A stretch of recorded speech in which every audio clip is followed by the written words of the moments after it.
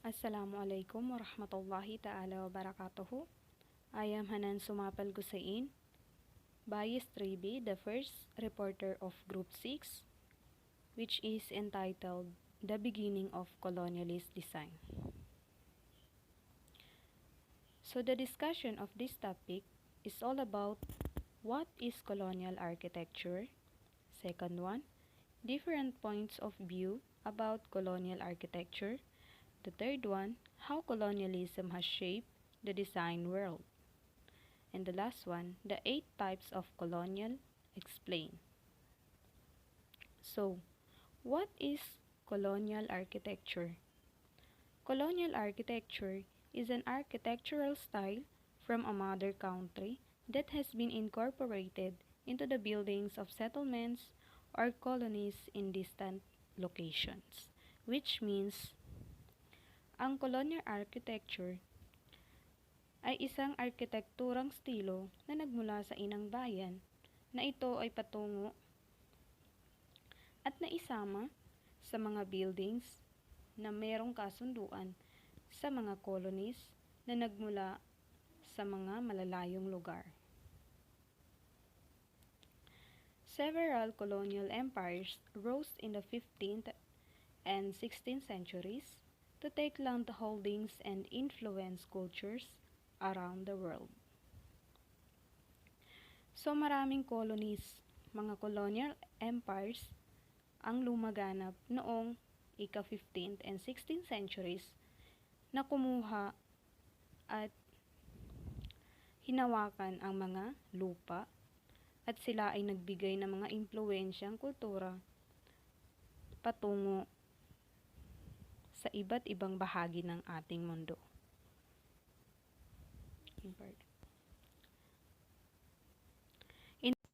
In particular, the Dutch, French, Spanish, Portuguese, and British claimed and conquered lands around the world, holding some of them for as long as 400 years. So speaking of lumaganap yung influence ng iba't ibang kultura, katulad ng particular sa Dutch, French, Spanish, Portuguese, and British, kanilang kinlaim or kanilang inako at hinarap ang kanilang pananakop sa iba't ibang bahagi ng mundo, ang mga lupa ng mga lugar, at ito ay tumagal sa kanilang pamamahala sa loob ng 400 years. Ganun kahaba ang kanilang pananakop.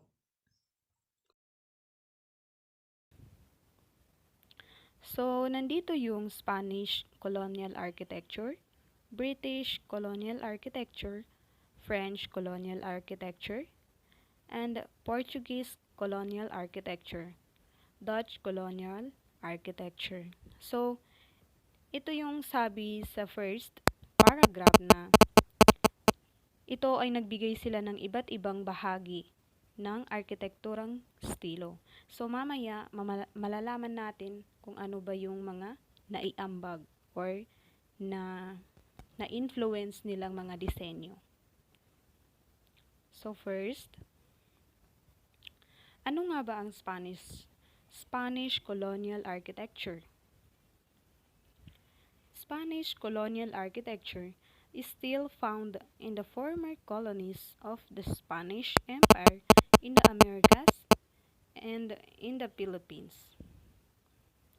So, ang Spanish colonial architecture daw ay nananatiling nakikita sa mga karatig colonies nito sa Spanish Empire at katulad na rin mismo sa Amerika at gayon din dito sa Pilipinas. In Mexico, it is found in the historic center of Mexico City, Puebla, Zacatecas, Querétaro, Guanajuato, and Morelia. Antigua, Guatemala. In Guatemala is also known for its well-preserved Spanish colonial architecture style. So, meaning sa Mexico ay matatagpuan pa rin dito na ito ay isang center of history na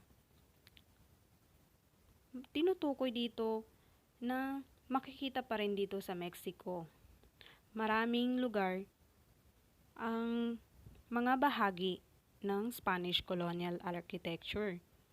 So, Antigua, Guatemala ay also known for its well-preserved. Ibig sabihin, napapanatili pa rin nila kung ano yung naging influence ng Spanish colonial style architecture sa kanilang lugar. So, in this picture, nakikita nyo kung ano ba talaga ang naging impluensya ng Spanish colonial architecture. So, in the first one, the Mexico City Metropolitan is under construction for more than 2 centuries. The Mexico City Metropolitan is a mixture of 3 styles that predominated during the colonial era: Renaissance, Baroque, and Neoclassic. So, ganun siya katagal. Almost 2 centuries siyang under construction. Pero until now, buhay pa rin. So, the second one picture is the Paoy Church.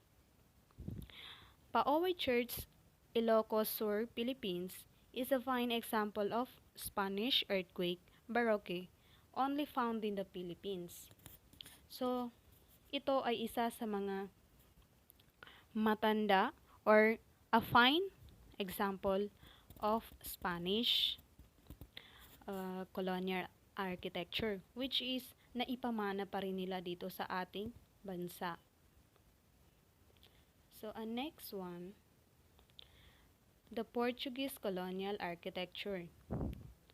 Portuguese colonial architecture is most visible in Brazil, Madeira, North Africa, and Sub-Saharan Africa, Macau, Malaysian city of Malacca, City of Goa, Moluccas, and Java.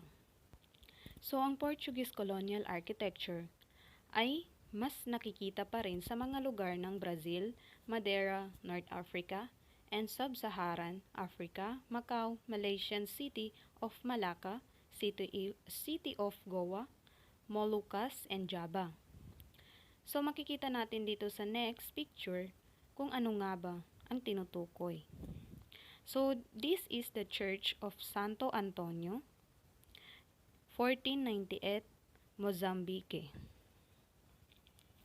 So, Church of San Antonio ay naipatayo noong 1498 sa Mozambique. So, next one, British colonial architecture are most visible in North America, the British West Indies, South Asia, Australia, New Zealand, and South Africa. So, ang British colonial architecture daw ay mas nakikita pa rin sa mga lugar na North America, the British West Indies, South Asia, Australia, New Zealand, and South Africa. So, meaning, nakikita pa rin dito. Napanatili pa rin nila kung ano yung mga na-impluensya ng British colonial architecture sa mga lugar na nabanggit. So, ito ang isa sa mga halimbawa ng kanilang mga naitatag or naipamana, ang Morgan House. Morgan House is a classic example of colonial Victorian era architecture in Kalimpong, India. So, kitang-kita naman, mukhang matanda na talaga ang bahay na ito. So, ang next one, Westover Plantation. Westover Plantation is an example of Gregorian architecture on the eastern James River in Virginia. So, itong nakikita nating larawan ay isang plantation na nakabase yung disenyo or colonial architecture sa Portuguese. What I mean is, sa British pa rin siya. So, next one, French colonial architecture is most visible in North America and Indochina. So, ang meaning nito is, ang French colonial architecture ay nakikita lamang most visible sa mga lugar na ito, North America and Indochina. So, makikita natin dito sa kanyang example kung ano nga ba or anong disenyo ang kanyang naiambag. So, this example is Gabriel Perriot's house in New Orleans. Gabriel Perriot's house in New Orleans, built circa 1780, it is an example of ang Poteoyuxorsal construction, or it is pronounced post-in-seal. Post-in-seal is a style of timber framing. So, kita nyo naman yung pagkakaiba compare sa British colonial architecture. Compare sa French colonial architecture, ito is medyo pababa siya. Yung hindi naman siya katangkaran yung disenyo. So, next one, Dutch colonial architecture is most visible in Indonesia, especially Java and Sumatra, the United States, South Asia, and South Africa. So, sa mga nabanggit na lugar, ay nakikita pa rin, nananatili pa rin doon ang Dutch colonial architecture. So, nandito yung kanyang example sa susunod na page. In Indonesia, formerly Dutch East Indies, colonial architecture was studied academically and had developed into new tropical architecture form which emphasized on conforming to the tropical climate of the Indies and not completely imitating the architectural language of the Dutch colonies. So meaning, sa Indonesia, ang mga former Dutch East Indies ay kanila pa ring pinag-aaralan kung paano nila madedevelop or maisasabay ang colonial architecture sa kanilang lugar dahil nakadepende ang kanilang paggawa or pagbibuild ng isang bahay or buildings na nakadepende sa temperatura ng isang araw. Kasi hindi sila makakabuo or makakapagsimula sa kanilang gagawin na mga architecture kung ito ay hindi tumpak sa kanilang tropical climate. So, kailangan nilang isaad or ibagay kung ano ba yung next step na gagawin nila sa climate change na magaganap. So, ang next one, nakikita natin dito sa picture na to, ang Tocomera. Tocomera is an 18th century Dutch colonial landmark in Jakarta, shows a typically Dutch high sash windows with slip shutters. So meaning, napapansin natin yung kanyang bintana masyadong marami. So, yan yung kanilang parang palatandaan. Marami yung maigi yung pagkakagawa ng kanyang bintana. So next, how colonialism has shaped the design world. Paano nga ba nabigyan or nabuo ng colonialism ang ating mundo? Design has long been a dialogue of visual ideas on a scale as small as between two individuals. So, ibig sabihin dito, ang disenyo raw ay nananatili pa rin mahabang usapan sa pamamagitan ng isang visual ideas. Kung ano nga ba yung kung ano or gaano kalaki or kaliit ang mga nasa isip ng bawat individual. Psychologists who have brainstorming session. Sabi nga nila, kung sino pa yung one head is better than two heads. Ay, mali pala yung nasa. Sorry. So, meaning dito, ang ibig sabihin is, mas maganda pa rin ang kalalabasan ng isang disenyo kung nakakapagtulungan talaga or nakakapag-share of ideas ang bawat individual, which means having a brainstorming session or as large as between two cultures through trade and conquest. So, meaning, kung gaano talaga kalaki sa pamamagitan ng dalawang kultura sa kanilang pagpapalitan ng kanilang mga naiisip at kung gaano nga ba kahaba ang pananakop na nangyari. From today's perspectives, one of the most influential factors on design in the modern era is undoubtedly colonialism, namely that of European nations whose imperialistic rules spread throughout the rest of the world from the 16th to 19th centuries. So hanggang ngayon ay isa pa rin sa mga most pinaka-influential factors ng design ay ang modern era, which is wala pa ring pag-aalinlangan na patuloy pa ring lumalaganap at ito ay nagmula sa European nations whose imperialistic rules spread throughout. Ibig sabihin, mas lalong lumaganap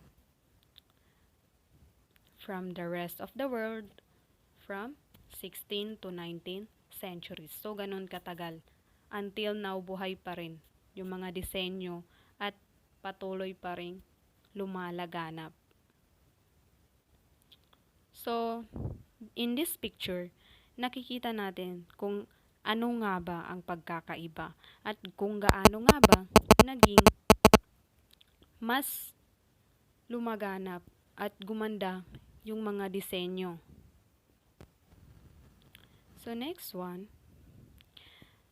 In this topic or session, makikita natin kung ano nga ba yung iba't ibang uri ng mga types of colonial houses na ipinaliwanag. So first,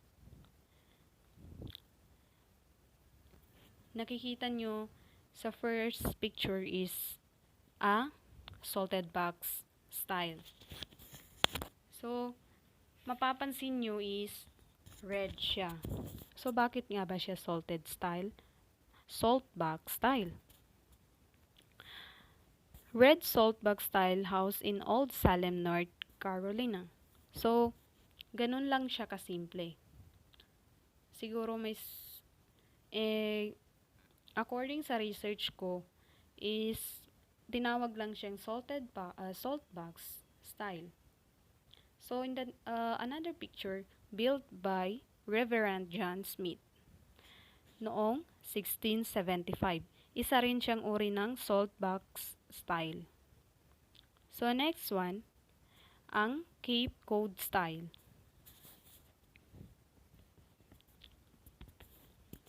And the third one, the Gregorian style example. So, mapapansin nyo talaga kung ano yung pagkakaiba nila. And the third one, the Mid-Atlantic. So, number 2, the Dutch colonial.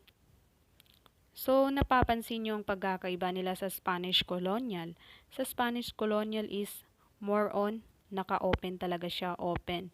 Kaya sa Dutch colonial, medyo close at marami talaga yung bintana nila. So, dyan talaga nakafocus sa kung gaano karami yung bintana ng isang bahay. So, dito, French colonial architecture design ng kanilang bahay. So, sa baba is ang example ng isang French colonial house. So, nakikita hindi talaga nawawala yung dami ng isang bintana. Next one, the German colonial. The small stone house of German colony. And the second one is ghost town Kolmanskop. So, ang ghost town Kolmanskop, a German colonized town in the Namibia Desert. The former German town was left with end of German colonialism and of World War II. So, hindi na nakapagtataka kaya siya tinawag na ghost town Kolmanskop dahil ito ay natitira lamang isa sa mga town noong German colonialism. Natira siya, ito na lang yung natira nung matapos ang World War World War II. So in this session, makikita natin yung iba't ibang examples ng American colonial houses. So number 1, Nantucket colonial with wood shingle exterior, circa 1735. So nakikita natin yung iba't ibang disenyo ng bahay. And then second one, the contemporary yellow colonial in Maine with black shutters. So hindi pa rin talaga natatanggal or nawawala yung black shutters sa kanilang bahay. Next one, Groves Hodge House in Maine, circa 1740.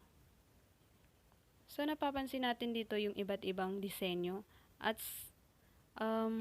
architecture ng bawat bahay. The fourth one, yellow and red 18th century colonial house on Kennebec River. And white colonial mansion in Camden, Maine, circa 1863. Next one, white colonial with red front door, circa 1810. So, kaya siya tinawag na white colonial with red front door kasi halata naman talaga, full white siya at yung kanyang pinto sa pinaka-front is red. So, this is white colonial house on the river, circa 1808. So, ang bahay na ito is nasa tabi ng isang river. Kaya siya tinawag na white colonial house.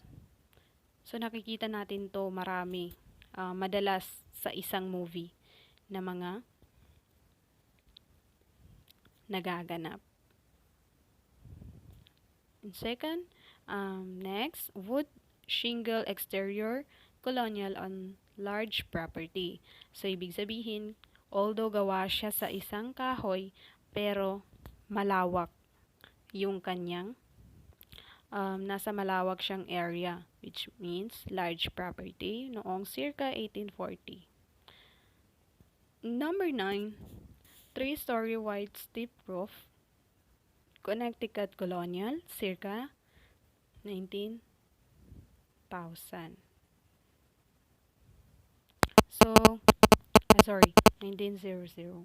So, kaya siya tinawag na 3-story white steep roof kasi halata naman, tatlo yung kanyang bubong at pansin talaga na masasabing 3-story white steep roof, Connecticut colonial. So, in the last one, blue colonial on the water in Rhode Island, circa 1797. So, that's all. This is the end of my presentation. I hope you learned something about my presentation. And shukran.